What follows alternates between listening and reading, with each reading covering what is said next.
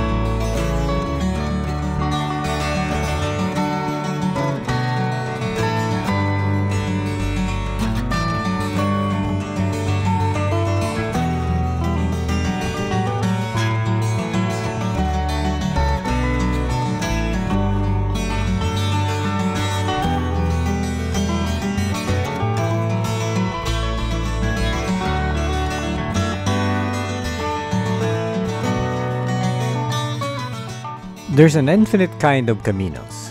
Some hire companies who sets everything for them, food, accommodation, routes, and some even have vans who carries their belongings with them and can give them a ride if they are tired. Some have a set accommodations every night and they have their backpacks transported to their destination hotel or hostels, so they don't have to carry anything.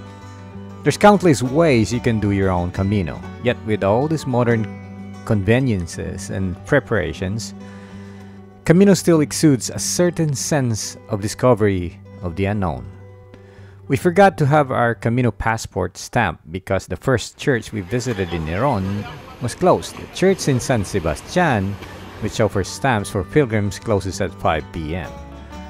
After running like crazy, we got there a few minutes before, but the lady who stamps our Camino credential was literally walking out of the door when we arrived at the church. We had to beg her unceasingly for the stamp, which she ultimately relented. Right there. Early in the morning, we're leaving San Sebastian. So goodbye, San Sebastian.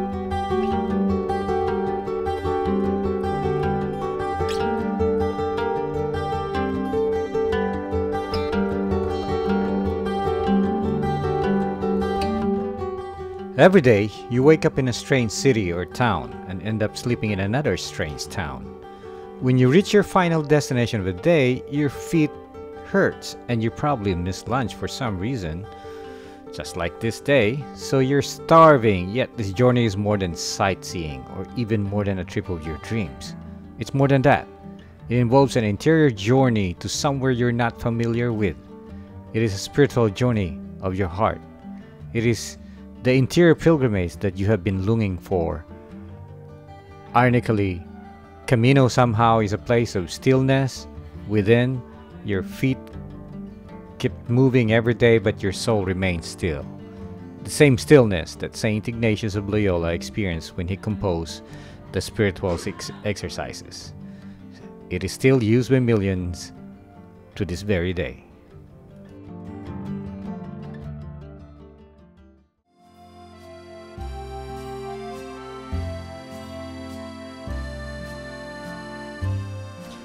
I just want to walk the easiest route.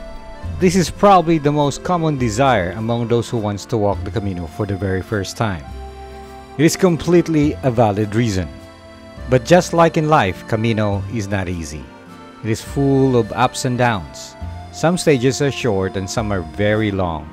Some days are extremely cold and some days might be too hot, just like this very unusual day today.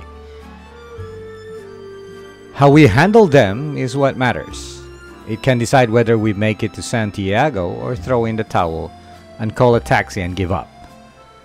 Just like going to heaven, the Camino is never a straight line.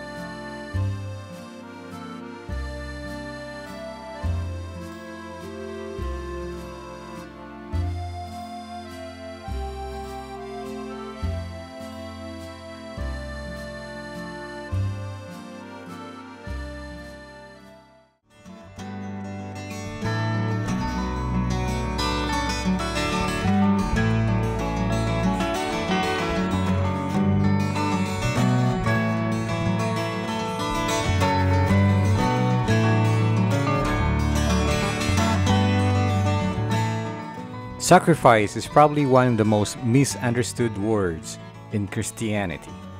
In the strictest sense, it is an offering to God in adoration and in recognition of His supreme dominion over us, thus our dependence on God. The offering or gift is something great, precious, and even difficult that you completely surrender to God.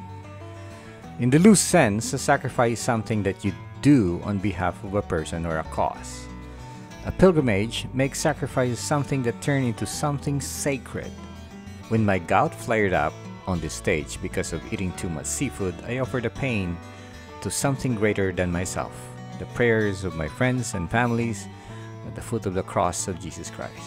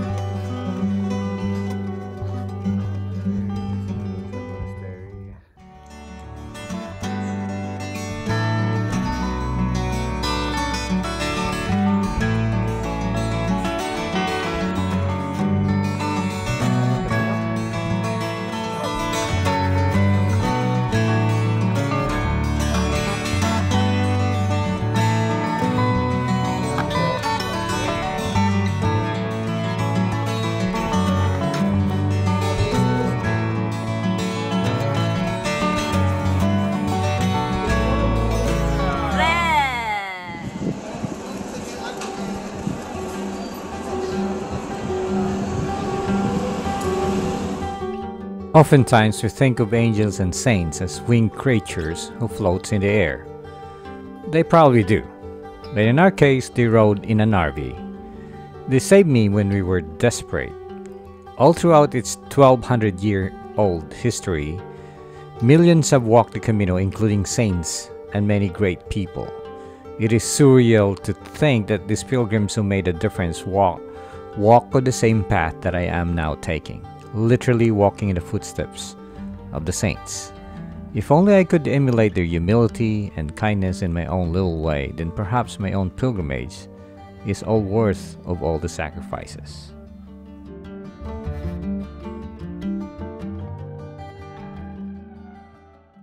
To the mountain.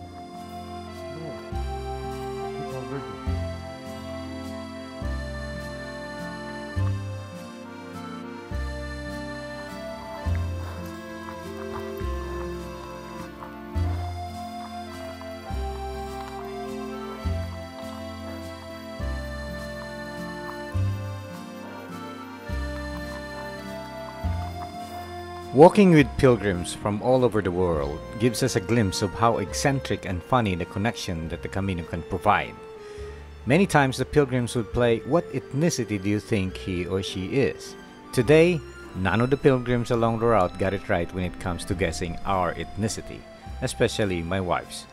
But at the end of the day, pilgrims connect no matter how awkward and funny it can be. The experiences of these unexpected connections becomes a part of you and a part of your Camino.